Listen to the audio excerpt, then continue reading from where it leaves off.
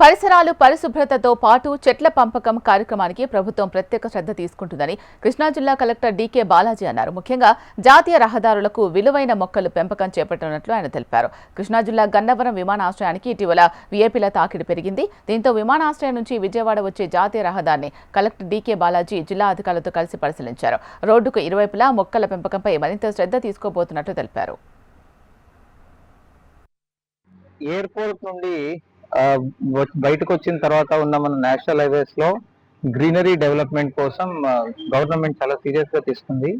ఈ greenery development సంబంధించి ఈ రోజు Amaravati development corporation limited officials తో పాటు మొత్తము ఎక్కడెక్కడ ఎలాంటి గ్యాప్స్ ఉంది, ఎలాంటి మొక్కలు వేయాలి, ఎలా గ్రీనరీ డెవలప్ చేయాలి అనే దాని గురించి విస్తృతంగా పర్యటించడం జరిగింది.